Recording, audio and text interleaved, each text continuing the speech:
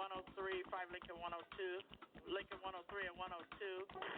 Responding to 401 parking structure, section 1 boy.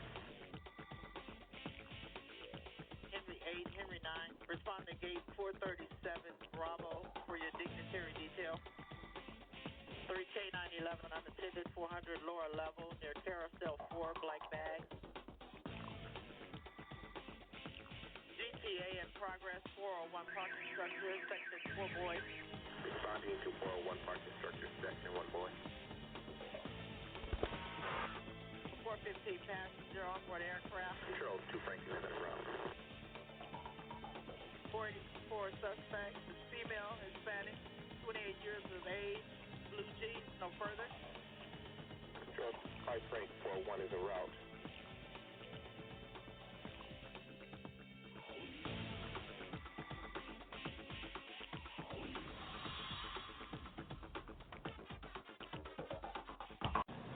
Good morning, everyone, and welcome to this edition of the Private Officer Beat Radio, a production of Private Officer International, a security and law enforcement association. And we're glad that you have joined us on this Friday. It's kind of one of those scary days on the calendar, depending on what you believe.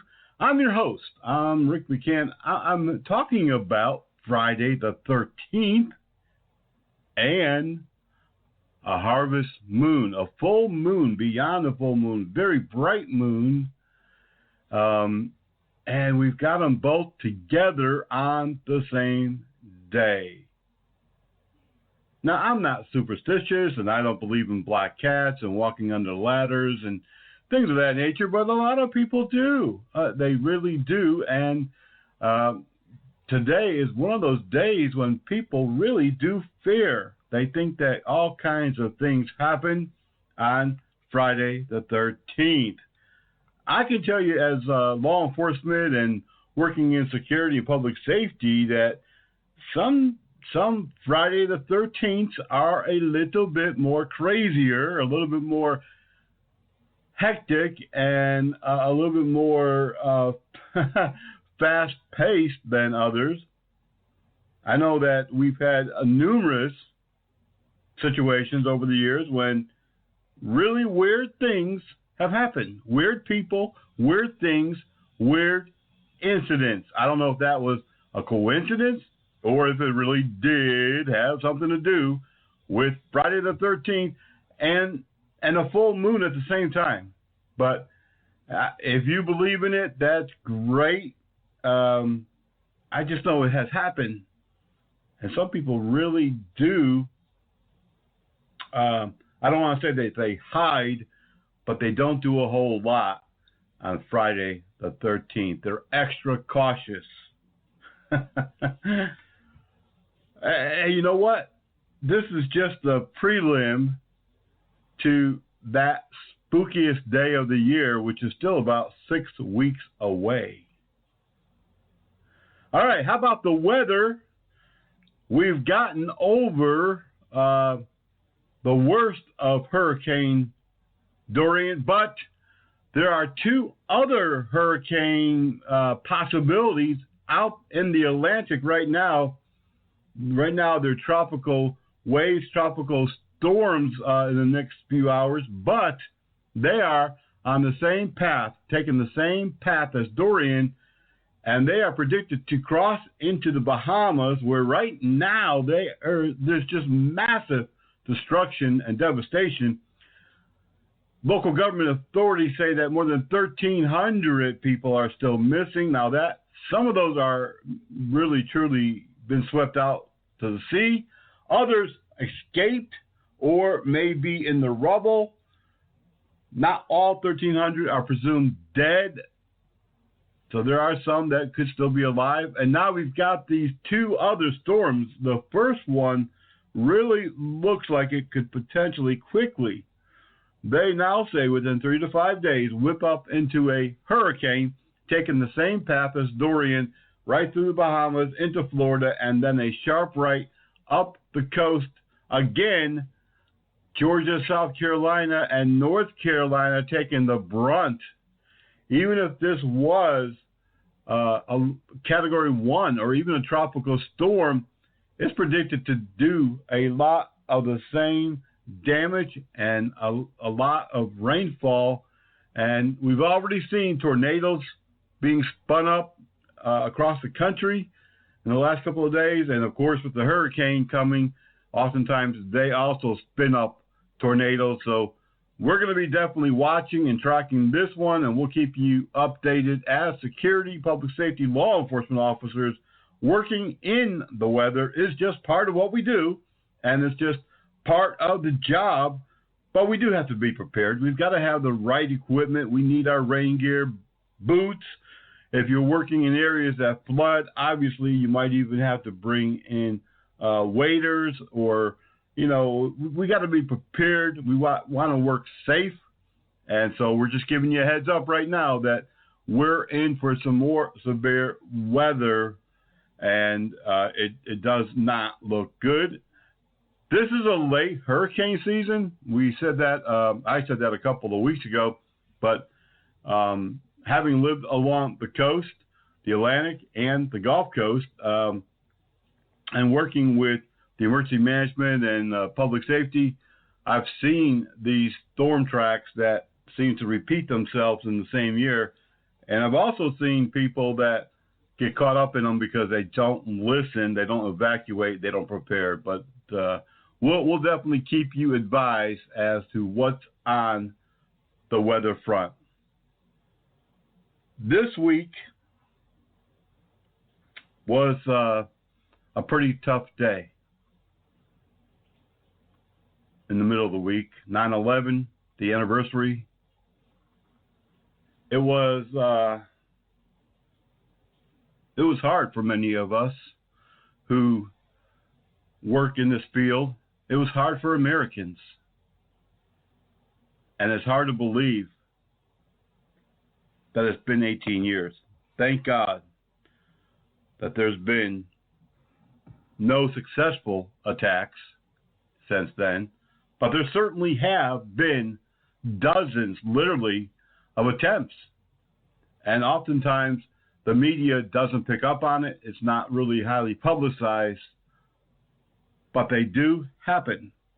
And thank goodness for the FBI and state and local law enforcement staying on top of it. Because there are a lot of people, our own people, Americans right here in the U.S. who want to do harm to us. We have others who have come in by a variety of ways from other countries who are also waiting, hiding for that right time. We've had a number of active shooters in the last 5 years who are part of ISIS or terrorist groups and have been living here for a number of years, even working in city and county government. We don't know who our neighbors are, and we don't know who's out to harm us. But I can guarantee you this. There are dozens or more. Could be 100. Could be 200. We just don't know.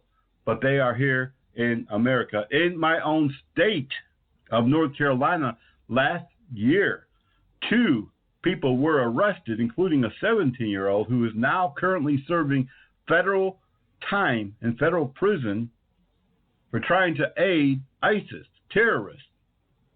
One went to Turkey and was arrested when he arrived back at the airport. We have a lot of people like this. They're recruited online. Many of them are outsiders. They don't have a lot of friends. They may not have a good family relationship, or, just like when gangs recruit people, they don't go after the people who are scholars, the people who are college graduates, the people who have a great life, a great family, a great job. No, they recruit people who are loners, who feel like they've been left out, who don't have a good family structure, who's not supported through family and friends. And they look for those people who are looking for something or someone that will believe in them. And as soon as they find these gangs who are out there recruiting, they quickly gravitate toward them and think that's the answer. And it's sad. It really, really is sad. But unfortunately, we're seeing that across the country today. We're seeing that more and more on the internet, and the U.S. Department of Homeland Security, other federal and state agencies trying to combat it, and luckily they are. Just a week or so ago, they arrested several men who FBI agents posing as people who wanted to join terrorists, and they were able to arrest several terrorists who were plotting a situation, and we see this more and more. As security professionals and law enforcement and public safety, keep your eyes open. Keep your eyes open for things that might look out of place, for people who might be saying, maybe something that might be code or might be something that would lead you to believe that maybe they're planning something. Keep your eyes and ears open. We're going to take a quick break. When we come back, we've got so much to share with you today. We really do. And we're going to be talking about the Private Officer International Annual Memorial. We want to talk, when I come back, about the security officers that were killed during 9/11, because that's something that people just don't really realize. There's been so many attempts over the years since 9/11 to get a complete list of those private security officers and private peace officers who died. But we're going to talk about that and explain a little bit about that when we come back. Remember, if you need body armor, if you need protective gear, Body Armor USA, we've got you covered. Go to our website. We've got the best armor, protective wear, protective clothing, gloves. We've got what you need. Body Armor USA. Check them out today for all of your protection needs. And don't forget, they're going to give you a discount. Just tell them the private officer sent you. Coming right back after these couple of little PSAs. And we got a lot of breaking news today, too. If you haven't already, sign up for our breaking news at privateofficer.org.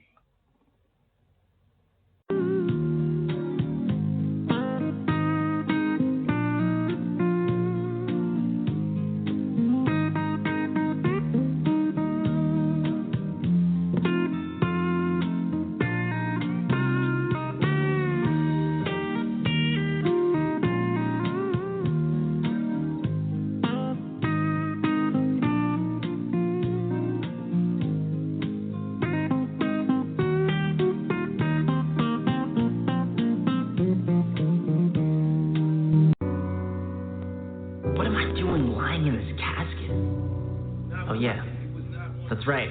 I'm dead. I got shot. I'm not supposed to be dead. I'm only 17. And now I can't see my 18th birthday because I'm a fatal victim of gun violence. My friends, my family, my own mother was devastated. Can't see her son anymore because of gun violence. And everyone's here at the funeral. But before they lay me to rest, there's just one last thing I have to do. It's just a tragic.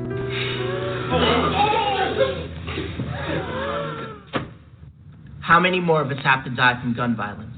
Let's put a stop to this, because if we don't, the next time it could be your child lying in this casket. It's on us to stop sexual assault. To get in the way before it happens. To get a friend home safe. And to not blame the victim. It's on us. To look out for each other. To not look the other way. It's on us to stand up. To step in. To take responsibility. It's on us, all of us, to stop sexual assault. Learn how and take the pledge at itsonus.org. Guardian Security, a DCJS licensed and insured facility in New York, If you're looking for unarmed or armed security training, you'll want to contact our friends at area code 631-351-6473. Let them know that private officers sent you their way. Guardian Security, we're here because we care. Area code 631-351-6473. Hi, everyone. Did you know that one organ donor can save up to 8 lives? The need for organ donors now is greater than ever. 120,000 people right now in the U.S. are waiting for an organ transplant. 95% of Americans support organ donation, but only a little over half are registered. My charity, Health Corps, has teamed up with Donate Life and Organize.org to save up to 500,000 lives by getting 62,500 folks to register as organ donors. If you're not registered, click the Register Now link to stand up and be counted. And when you're done, go on Facebook and tell us your story and add my hashtag organs will. For example, you might say, hashtag organs will make a difference. I'm an organ donor. Are you?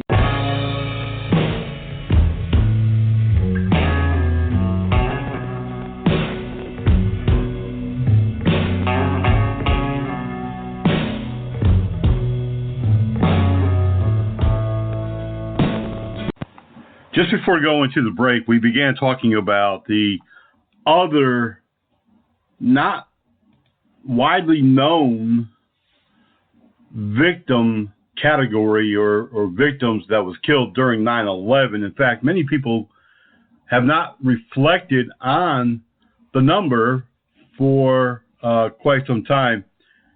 But during 9/11, we knew that many private security officers, both contract as well as proprietary, were killed. Some inside the tower and some that were on foot patrolling the mall-like area and the exterior.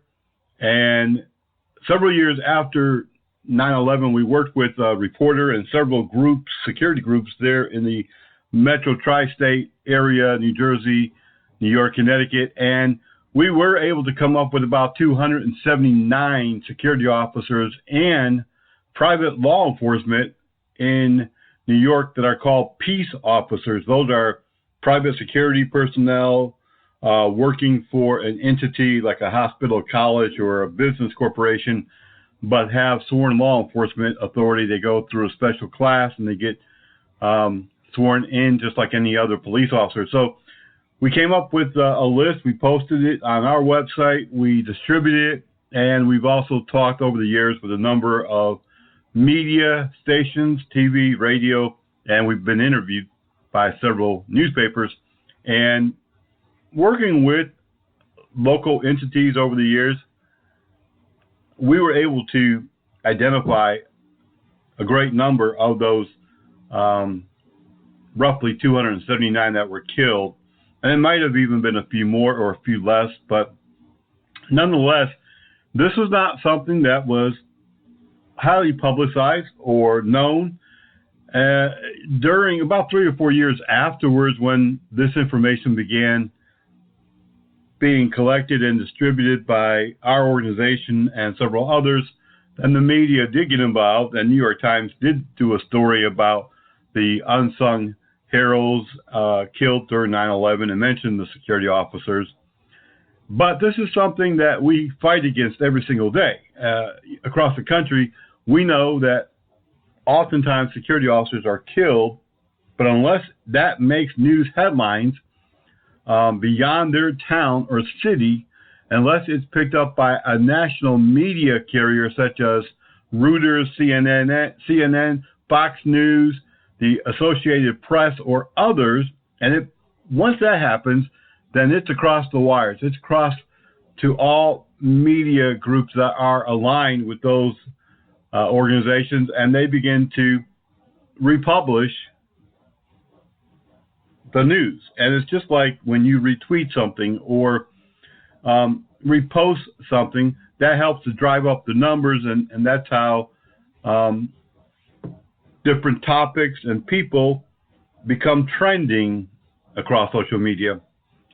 Well, in our case, in the private sector, our security officers often go unmentioned and uncounted. And we have worked through the years with coroners, with police, fire, EMS agencies, employers, private entities, and private persons to identify security officers killed in the line of duty.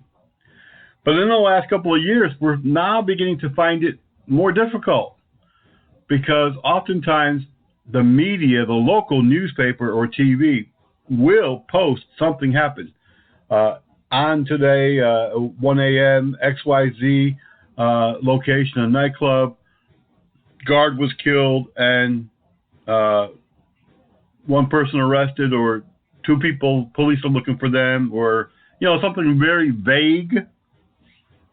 And then when you follow up with these local news media stations or papers, they don't really take any other action. So 2 or 3 days down the road, we do follow up with them via social media or email, and they'll say, no, we've seen no movement on this story. We've heard nothing else. And they don't spend any time, the reporters don't spend any time tracking down any updates. They only get that information, take interest in that information if there's an update from the public information officer of an agency of police or fire department, usually it's police department. If they send out a news release, then it's sent to all the local newspapers and news media, radio, TV, and then they'll post an update, and we usually come across it because we track over 2,500 news sources. But it's a very difficult process. I've mentioned this a number of times during the last 6, 7, 8, 10 years. It's just a hard process. That's why we ask that you, the local individual, notify us. If you see something in Sacramento, California, please send us that information. If you see a security officer injured, killed, or somebody who needs to be recognized in, Memphis, Tennessee, even if you don't live there, but you spotted it in the news, send that link to us so that we can follow up on it. It's important. It really is important that we collectively, as a group, not just an organization or a business or a company, but as a group, it's important that we collectively, nationwide and worldwide, work together to help our industry, to help our profession, and to recognize those who are injured, killed, or do something great on duty. So send it to helpdesk@privateofficer.com. helpdesk@privateofficer.com. I mentioned in the last couple of weeks, every year in the third week of September, every year, since we started this organization, we recognize the fallen private security and private law enforcement officer killed in the line of duty. Now, this year, it falls September the 15th through the 21st. September 15th through the 21st. And we're going to recognize and we're going to celebrate, just like we do every year. We only have 2 memorial services scheduled nationwide, which is a tragic thing. It's something that I love to do and wish that more people would engage and be involved in this process. It's where we go to individual communities and hold a memorial service. We have politicians, we have local law enforcement and public speak, including myself, speak at these memorials and recognize those that have been killed during the last year. We also have, we honor them, we educate the public, and we have the media often print a story about the memorial and why we hold it. And it's a good PR thing for our organization, for our profession. Unfortunately, just not enough people get involved in anything these days. But we are going to have a couple of memorial services, always in Nashville, Tennessee, thanks to our area manager there, Mike Thornhill, and chief of police of Mount Juliet. Great guy there. He's helping us out again this year. We really do appreciate him. We want to remind you also that every year during this time, we ask you to donate to our benevolent funds, which is all just a fund that's used for the injured security officers and to assist families of those killed in the line of duty. This is not a slush fund by any means. This is not a vacation fund. This is used exclusively to help those injured. Please go to our website at privateofficer.org. Click on the Officer Down link, and it will take you to the benevolent page. Please donate. We don't ask any time during the year for you to give money. We don't ask that you dedicate a certain type of money or amount of money for us, but we ask every year at the time of our memorial that you do help us to help others. Without these donations, sponsorships, we're not able to help people. If you want to help, you can donate. You can also join our volunteer assistance team where we help officers injured, officers who need our help. Contact helpdesk@privateofficer.com, helpdesk@privateofficer.com. Like I said, it is so important that you get involved, member or not. Even if you're not a member, you're part of the profession.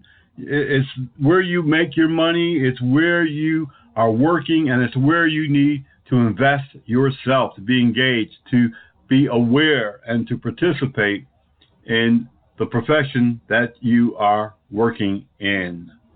Private Officer International, we're a great organization. I'm not going to even try to diminish all the things that we do. I don't mind tooting my own horn because for the last almost 16 years now, we have done a fantastic job in recognizing the private security industry.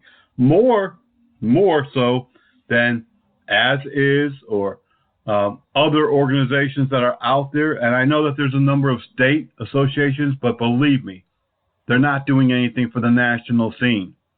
They're trying to do something on a local level, and there's been a number who have come and gone since POI was established. And, you know, the Facebook groups are great for two-way communication, interacting with others in the profession. But again, they're not out there to do any big national thing. We are involved in legislation. We're involved in assisting officers killed or injured in the line of duty. We're involved in every aspect of our profession, whether you're in retail, nuclear security, private police, frontline security, management. We're all of that. Collectively, we've got it all going on. So if you're not a member of Private Officer International, we encourage you to go to privateofficer.org today and join, because you're going to get more than 40 member benefits, but you're also going to be part of a great organization that's here to support you, that has a team with a huge amount of experience, who's there to help answer questions, to guide you in certain situations.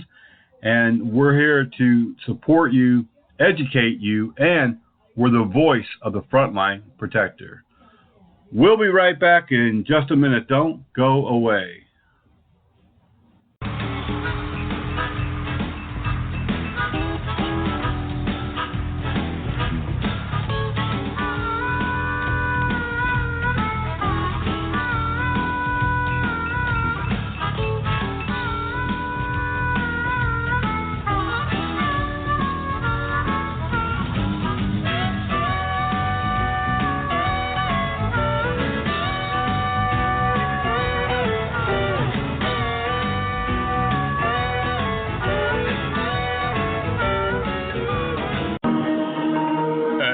College, a public safety institute.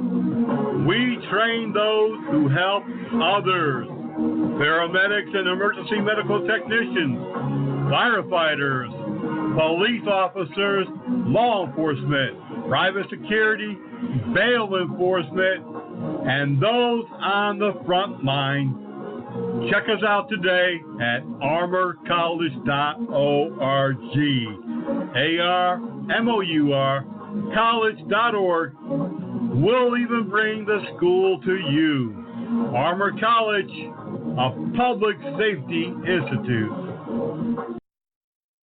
For some children, America isn't the land of promise. It's a place where every day is a struggle. Because today in America, 1 in 6 children lives below the poverty line.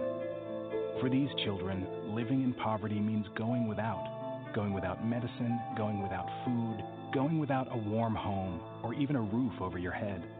And that's life for nearly 13 million children of all races, all across America.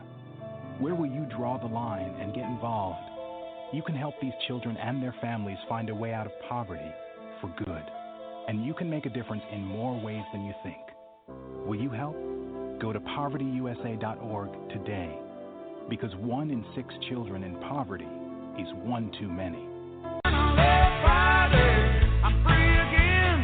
Got my motor running for a wild weekend. It's finally Friday. I'm out of control. Forget the working blues and let the good times roll.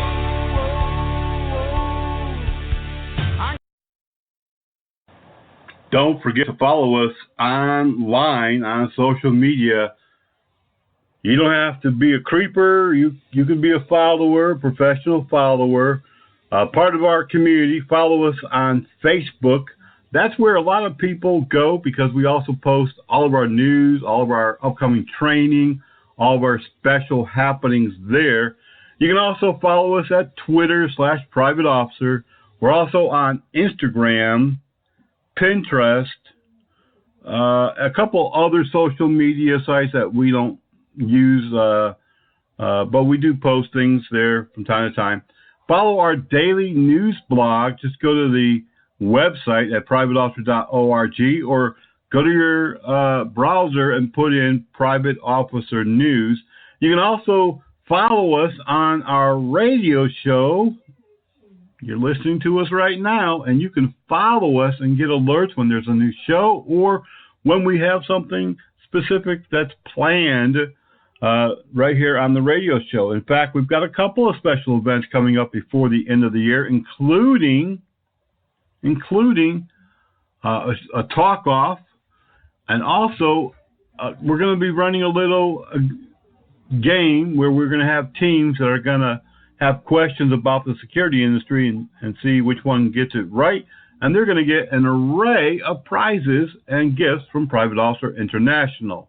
Also, you can go to privateofficernews.org. That's our weekly magazine, privateofficernews.org. See, we've got a whole lot of different things to engage you, the member and the non-member, a whole lot of things that can keep you updated, educated, and involved. So there's no excuse really for anybody who can, sit back and go, well, I didn't know, nobody cares, blah, blah. We hear that all the time. There's no reason for that baloney. Follow us, especially on Facebook and Twitter. Read our daily news blog. Listen to our radio shows, and you're going to be informed, educated, engaged, and involved in the profession that you have chosen. Coming up later today, we're going to be talking about defiant, disruptive, disorderly, aggressive, non-compliant people and what to do about it, because we're running into that all of the time. This is not just something that you see, on the media, on the news involving law enforcement. No, actually, security are facing the same exact things as law enforcement, and oftentimes much more frequently. If you get our news, emails, newsletters, maybe you got something from us yesterday with headline that said 31 security officers stabbed in 30 days. That's a fact. If you follow our news, if you read our daily news blogs, you're seeing where there is a big uptick in stabbings nationwide, not just involving private security, involving robbery victims, law enforcement. For some reason, now we've seen this for years in England and Ireland and different other countries, and we do have a substantial number of security officers stabbed every year. But just in the last 30 days, 31 security officers stabbed, And in our email yesterday that was sent out, we broke it down to where these things were happening. And I'm going to pull that up because I want to read this information, these recent stabbings. And also, every year, under 100 security officers are stabbed, but that's still a lot. And between 3 and 10 security officers have routinely died of those stabbings. A lot of people don't realize that you don't have to have a gun to kill people, to hurt people, to really harm somebody quite seriously. The 6 security officers who were stabbed, 6 of them were stabbed in 48 hours over the weekend. 31 total security officers stabbed in just 30 days. Of those stabbed during the weekend, 3 were at nightclubs.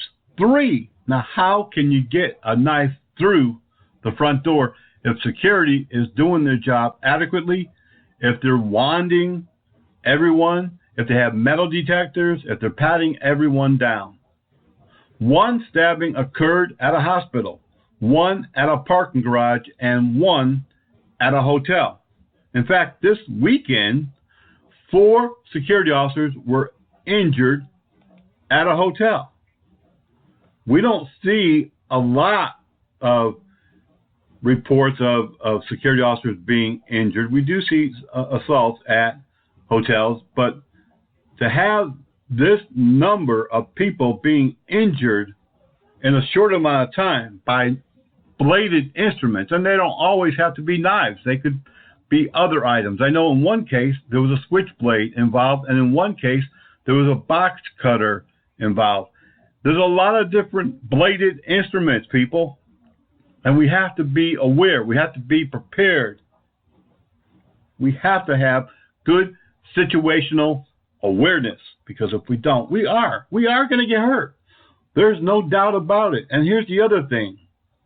Even though you might be wearing body armor, yeah, it's going to help you, but a lot of the body armor, especially the latest body armor that's very thin, that's not going to stop a knife, especially something that's got a long blade on it. A 5, 6, 8-inch blade is going to cut right through your vest. Think about that. So if you're armed and someone is stabbing you, attempting to stab you, lethal force would be warranted, and it would be justified, and it would be something that probably is going to be the only way to stop the attack. So those of you who are unarmed, or those of you who only carry less lethal, you're going to have to react very, very fast against the attacker, because if you don't, it could be a very deadly situation, and one that you might not survive. 31 security officers who have been stabbed in 30 days. Think about that for a while. A Tuscaloosa, Alabama security officer is being recognized by his apartment community and leaders in the area. Mark Dill, who is a retired Tuscaloosa police officer and somebody who served his country in the Air Force, is being recognized because he's been a security officer at the Fieldcrest Apartments for 2 years. But when he's not keeping people safe, he is a role model in the area, not only in his apartment community, but in the area. He holds sporting events to keep kids off the street. He holds cookouts at his expense to keep kids out of trouble. Mark Dill says playing sports with the kids and having the cookouts, it serves several purposes. Of course, it keeps kids off the streets and out of trouble, but it helps them to respect security and law enforcement, and it also gives a positive example of what people can do. He doesn't ask for anyone to give him any money to do this. He's not asking for any accolades. He's not asking for anyone to do anything. As a former law enforcement, he understands that teenagers who have nothing to do and no place to go often find themselves in trouble. So we're going to recognize this security officer. We're going to actually be reaching out to him this week, early next week, and we're going to be talking to him and maybe get him on the radio show, but we're definitely going to recognize all that he has done. We also want to recognize Karen Fitzpatrick, a security manager for a big box store. I'm not going to mention which one. She didn't give me permission, and I don't want to reveal where she's at exactly, but she works for, let's just say, an upscale retailer, not a discount store by any means, but we want to recognize her today because not only does she go out of her way to train her staff to really get loss prevention agents not in her region involved, but also she has helped them when they needed financial assistance, that she's helped to build their career, to put them on the right career path. And we really, really appreciate security management out there that do these kind of things. And we're recognizing her with an award, Karen Fitzpatrick. I will tell you that she is in Texas, the great state of Texas. And we're going to be reaching out to her again, either today or Monday. And maybe we'll have her on the radio show. If you would like to be on our radio show, if you have a topic, a subject that you want to talk about, send us an email, helpdesk@privateofficer.com. Helpdesk@privateofficer.com. We're going to take another quick break. When we come back, we got a lot of breaking news. We're talking today about disruptive, disorderly, non-compliant, mean, fighting, combative people. And we're running into these people everywhere. Protest. I'm telling you, every time somebody doesn't like something, they protest. And a lot of folks out there are injuring not only law enforcement, but security officers. Follow our news blogs. You're going to see right there in the blog every single day somebody fighting security. We'll be back. Don't go away on the Private Officer Beat Radio.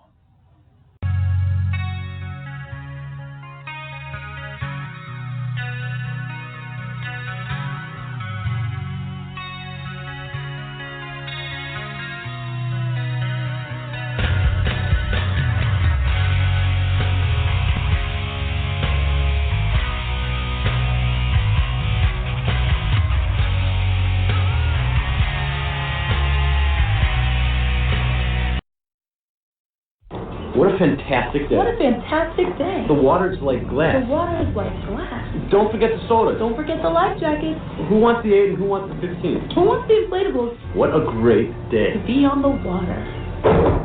So glad you saw me go over. That was so funny. When you went over and your life jacket inflated. Never go out without a life jacket on again. What a great day we had. When it comes to wearing life jackets, make the right choice. You're in command. Vote responsibly. This message brought to you by the National Safe Voting Council and the U.S.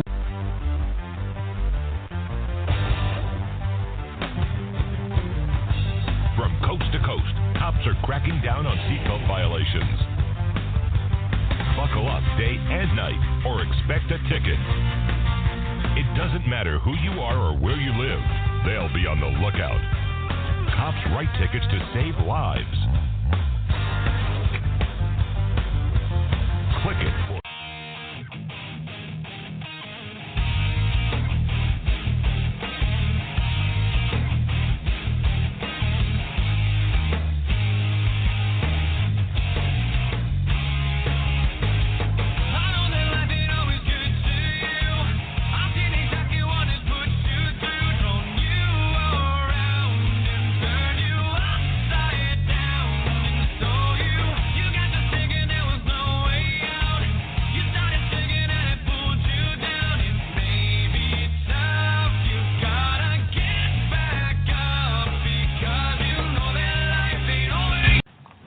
All right, we've got a lot of breaking news coming up this week, just like always. Now, I do know, and I've gotten messages from you, and I understand, but I do know a lot of you do read our news every day. You look at our social media, you see our posts about what's happening in the industry, what's going on around the world. But there are a group of you, a select group, that either because you don't have time or reading isn't your thing or whatever, we do the news for you. Those of you who don't always read our news blogs or participate, in our online forums, social media. And I know that there's a number of you who don't like social media. You just don't have Facebook, you don't use Twitter, and you're not a social media guru or follower. In fact, a couple of weeks ago, maybe 3 now, one of our very long-time members said, I've been missing some of the information you're putting out because I no longer am on Facebook and I have no other social media. He said, so is there another way that I can get the information that you're putting out on social media, Facebook? And I said, well, we do try to include a lot of our information in our news blog, but that's mainly for news and some training schedules, updates. But, if it's something very serious or something that is not only for our members, but for our followers and others on our news list or email list, we send it out that way as well. But I'll tell you what, I said we'll have our office send a regular email to you if it's something that we think you might be interested in. But for those of you who don't follow our news this week, breaking in the news, we already told you about the security officer stabbings and about the security officer in Alabama. But listen to this.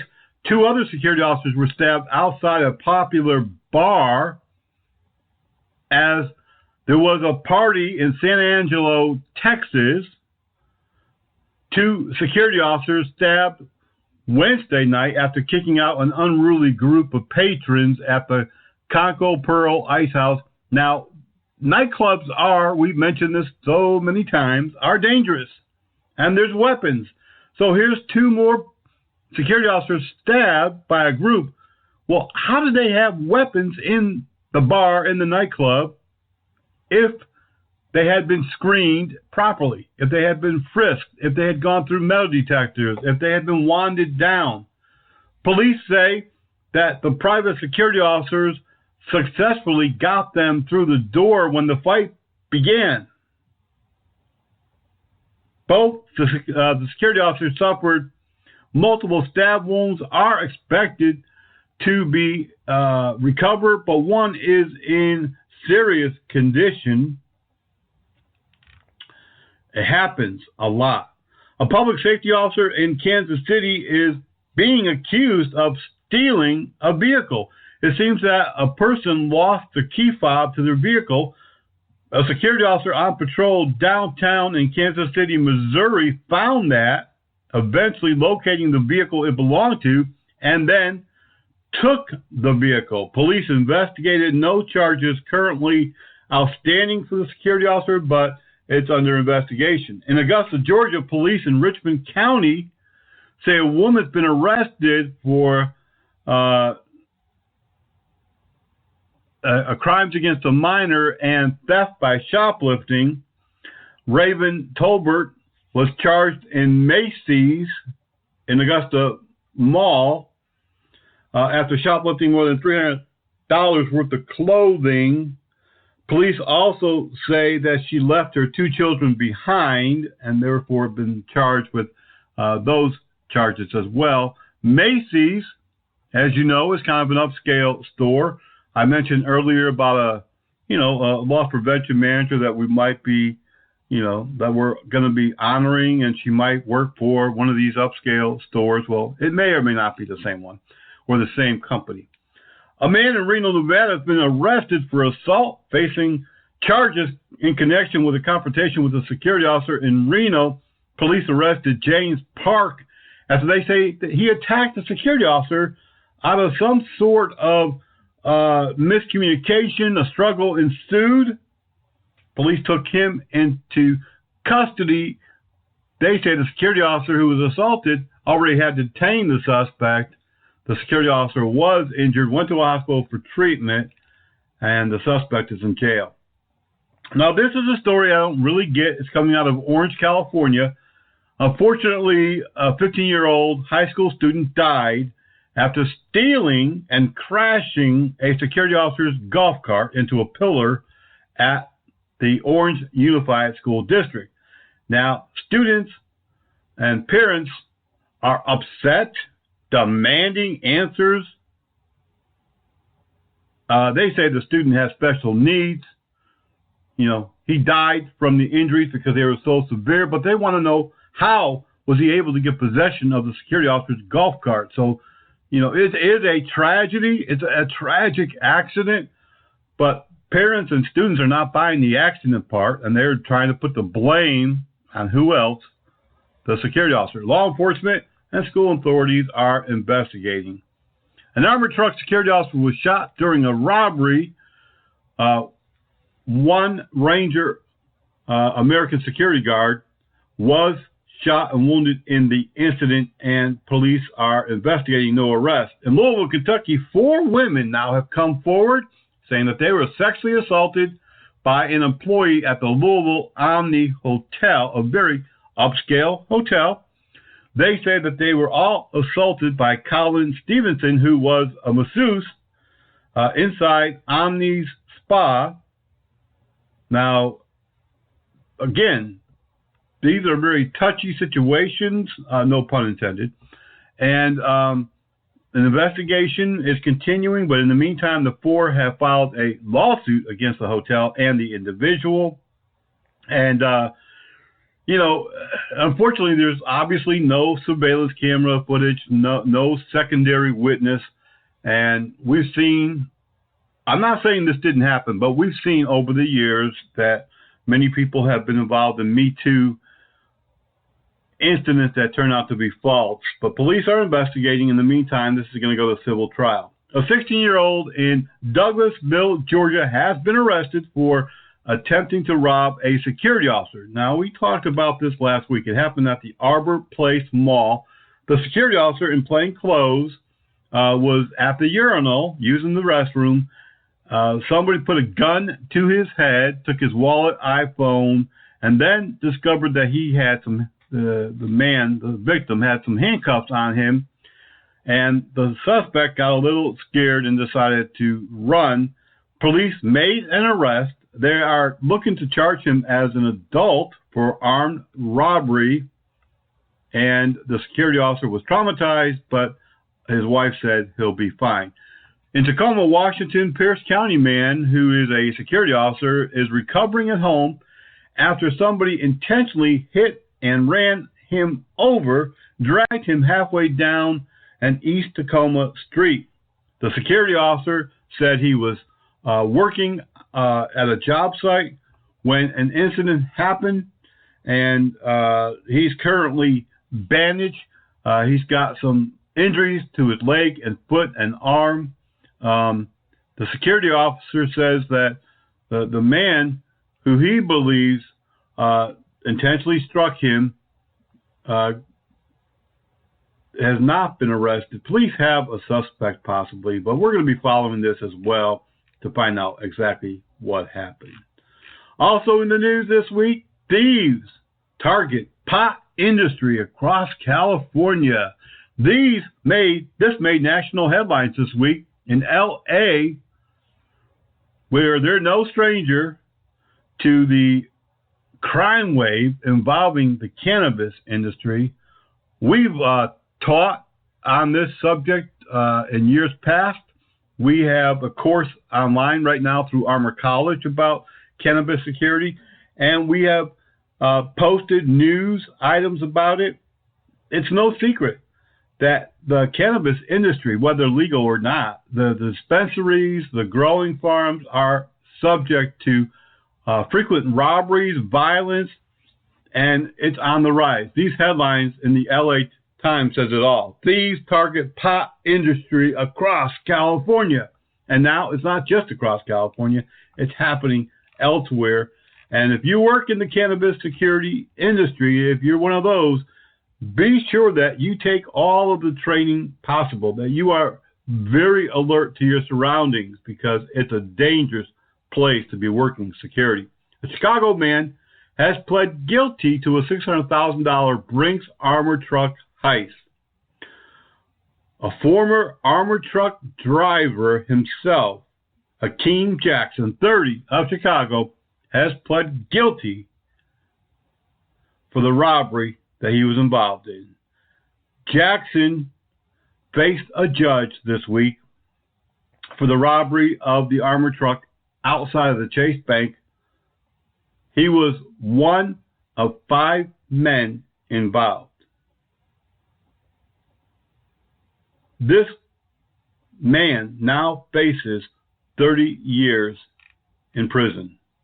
You've probably seen the video that we posted, if you follow us on Facebook or Twitter, of the shoplifter in Southern California, LA County, where he went in to a Best Buy, and he was dressed, nice shirt, pants, with a leather bag over his shoulder. He was looking at some iPhones there at the Best Buy, and lo and behold, 2 minutes later, he's stuffing 2 or 3 in his satchel, running out of the store, being chased by employees, and he's pepper spraying them as well, fighting them off, and he escapes. No word as to whether or not he was arrested. In Brunswick, Maine, a security officer has decided to bike to the 911 memorial this week to honor the victims. The security officer left from Brunswick, Maine. He left from an area called Cadillac Mountain as his starting point. He said it's the first place the sun touches American soil. We're not sure to all the details of his trip, and we'll be checking on that, but it made the news headlines, which I thought that was pretty great. In Troy, Michigan, a security officer trying to tackle one of 2 men who attempted to smash and grab and rob a K Jewelers was injured. Information right now of the situation is limited, but Taylor police say 2 black men were unsuccessful in their attempt to smash the glass counter, due in part because of the security officer's fast, quick reaction and response. The men were armed with a hammer. They struck the security officer in the face and then fled in a white Chrysler 300. Those suspects are still outstanding, but I'm confident the police will probably arrest them. In Hobart, Indiana, a man was arrested over the weekend Sunday for a shooting inside a Walmart. According to police, a fight ensued at the Walmart on 79th Avenue. 1 person was injured, and police arrested 1 person as well. They say that a off-duty East Chicago, Indiana police officer happened to be shopping at the store and was able to assist in the apprehension of the suspect. In Monroe, Louisiana, this is really a pathetic story. 2 bounty hunters went into a high school armed. At first, they told the SRO they were looking for somebody who had a warrant. Now, 1 bounty hunter had a firearm that was visible, and he was carrying a clipboard, and he told officers that he was looking for somebody that had a warrant. After investigation by the SRO, they arrested both men because one of the suspects said he was actually looking for his girlfriend's granddaughter because he had word that she was selling drugs at the school. Both were arrested. The other bounty hunter also had a firearm concealed. Both were arrested for firearms on school property. I don't know of any state that allows visitors to walk in with firearms. Other than law enforcement or other security personnel authorized, it's illegal as far as I know in all 50 states. I might be wrong, but I believe that is the law. In Chicago, a school district, 70 Chicago local school councils voted to keep police officers in school. It seems that there was some controversy that they wanted to get rid of armed law enforcement in the Chicago schools. But 70 groups came together and they voted to keep law enforcement and to force the city of Chicago to keep law enforcement. And I thought that was a great story because that just showed that the public understood that school resource officers are needed to protect our children, the school staff and visitors. And I just think that more people like this really need to step up. In Michigan, Detroit, Michigan, a St. Clair Shores man arrested Monday for stabbing a 31-year-old security officer in front of a downtown Detroit Coney Island restaurant. David Michael Ghost, 21, has been charged with assault with intent to murder, assault with intent to do great bodily harm, 2 counts of felonious assault, and assault and battery. The attack happened around 1 a.m. last Saturday, and the security officer received several stab wounds and is expected to be all right.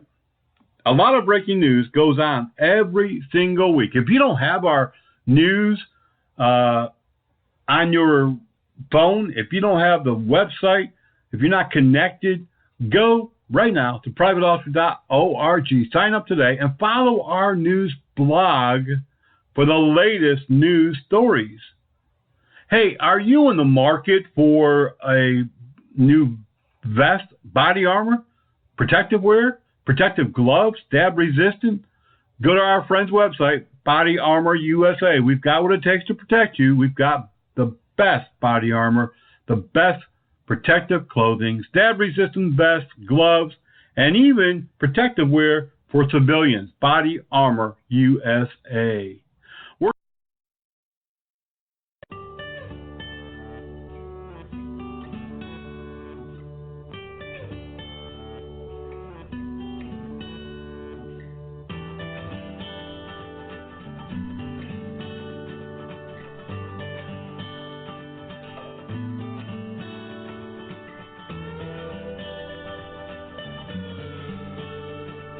Today we are talking a little bit about the disturbing trend as we see it across the country. And this is a trend that is directly affecting private security in some of the most harmful ways. As we know, in the last 5 years or so, there's been an uptick, an uprise in people protesting, people being disruptive, people not only letting their voice be heard, but people who are becoming defiant, taking over buildings and shopping malls and streets and interstates. People who are out not only to protest, not only to let their opinion or their feelings be known, but they're out to disrupt. They're out to harm. They're out to cause chaos. They're out to stop traffic, to stop progress, industry, to stop businesses from making revenue. They are out in large numbers all over the country. In recent years, we've all seen the effects of that on TV. We've seen the Black Lives Matter protests. We've seen every time police use any level of force, even justifiable force, we've seen large numbers of people coming together to protest that use of force before they even know what happened, before they even know the facts. And even when they do know the facts, they don't care. They just want to be out there protesting. They just want to be out there being disruptive and disorderly and causing property damage and causing chaos. We see it all over the country. People today are protesting about everything. Recently, in Charlotte, North Carolina, protesters protested about illegal immigration. Now, these protesters were illegal immigrants, and they made demands upon the city of Charlotte to force ICE, Immigration and Customs Enforcement, force them out of the city. They demanded that the sheriff's department not comply with federal laws to detain illegal immigrants. These were people that they themselves were breaking the law already. They were illegal. They were here illegally. But they got together with some others and protested and caused traffic issues and all sorts of chaos. The Constitution of the United States does not give carte blanche to those who aren't even legal citizens. The U.S. Constitution applies to citizens, not to those who are here illegally. And let me just say this. I'm not anti-immigrants. As I've said numerous times, we all come from immigrant families. My parents are from Ireland and Italy. My grandparents are from Italy and Ireland. I have relatives up and down the family tree that are true immigrants coming over on the boat, coming through New York, Statue of Liberty, coming through the right way. They didn't come here and protest. They came here and got a job, learned the language, and became viable citizens. People today are finding so many reasons to protest. And private security officers, who generally work alone, work at downtown high-rise buildings, work at public spaces, work at shopping malls, work in areas where they are being put in harm's way during these uprises, during these protests.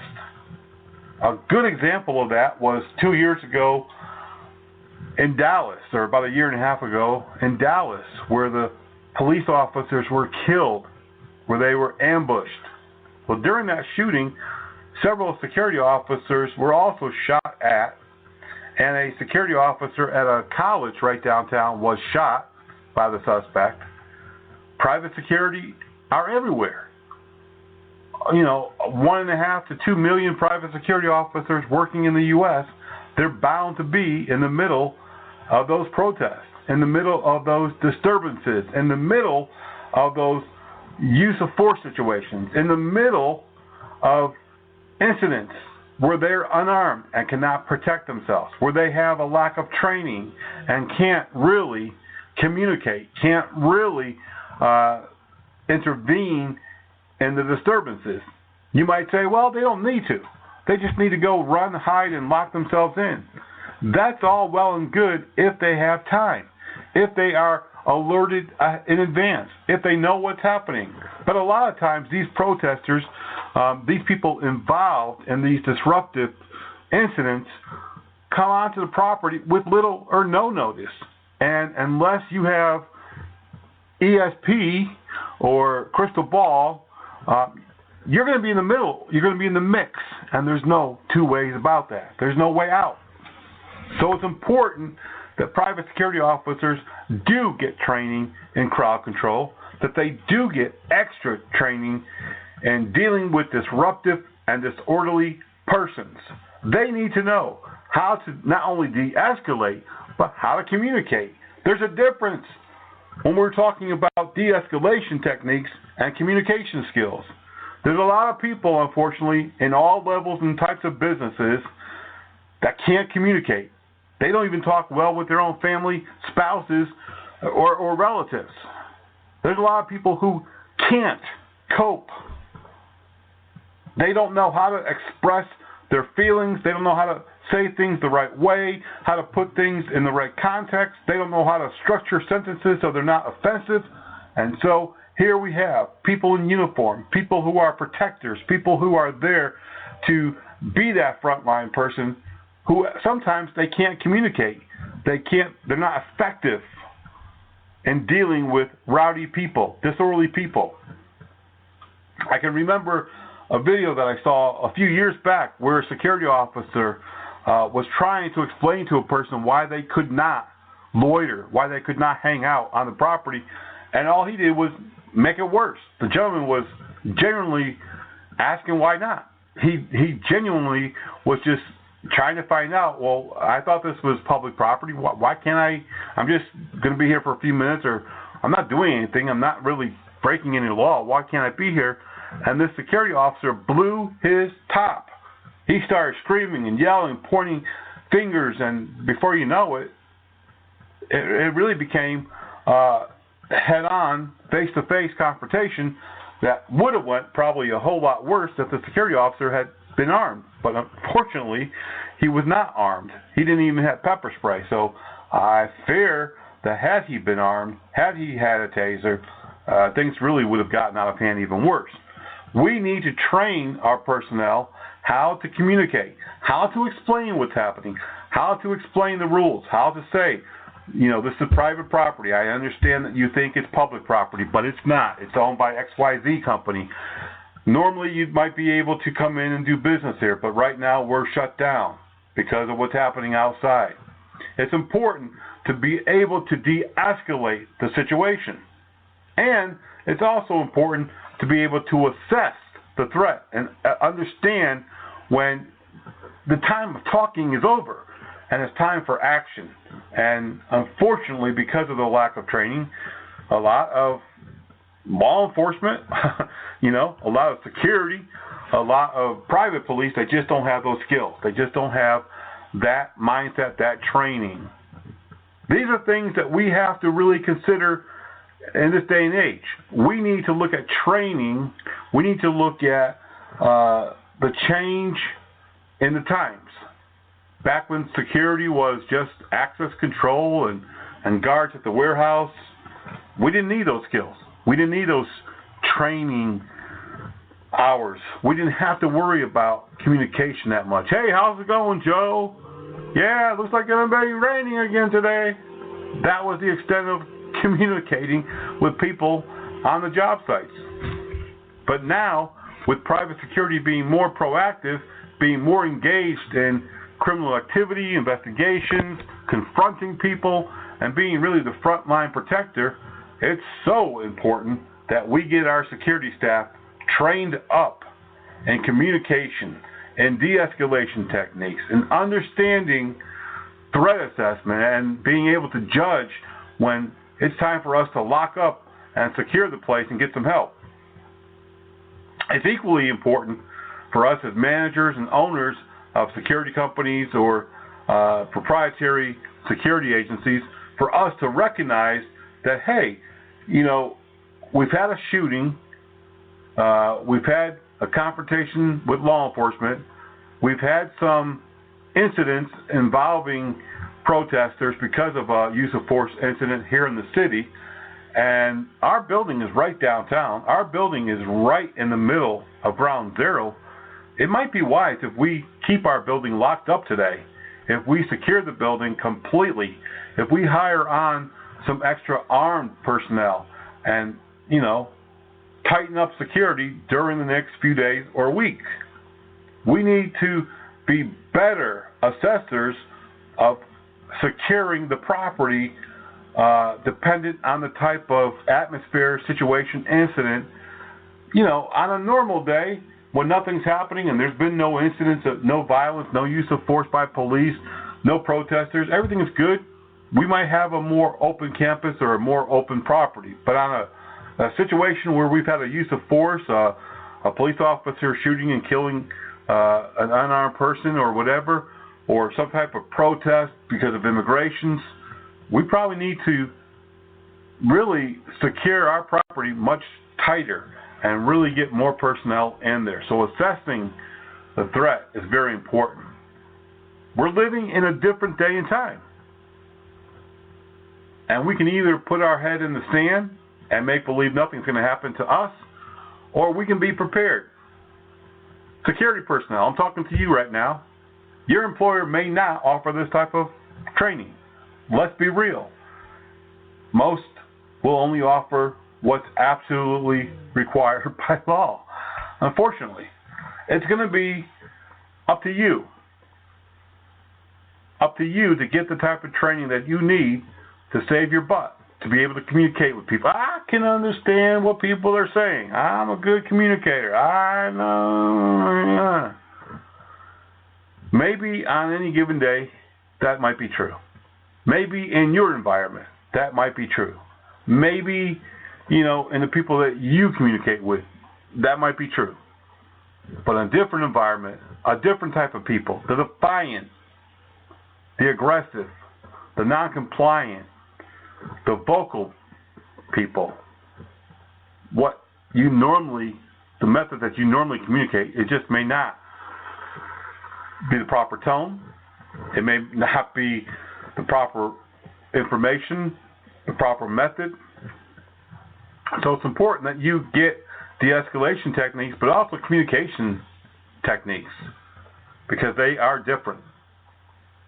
It's important that we begin to look at the world that we live in a much different way.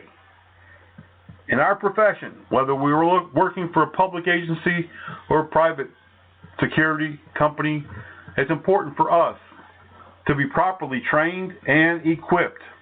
That is, not only equipped with the proper tools, but equipped with the proper mindset, training, skills, information, and everything that it takes to be a well-rounded protector. I'm sad when I see, especially security officers, private officers, who are injured because they didn't have the proper tool. I'm sad when I see the dozens and hundreds of security officers arrested every year because they were trying to do the best. They just didn't know when to stop using force, or when to not be aggressive, or when to back down, back off. They didn't use good common sense. The job that we have today is not the job that it was 30, 40, 50 years ago. I know that you've heard me say that time and time again if you are a frequent listener to our radio show. But the facts are the facts. I'm worried.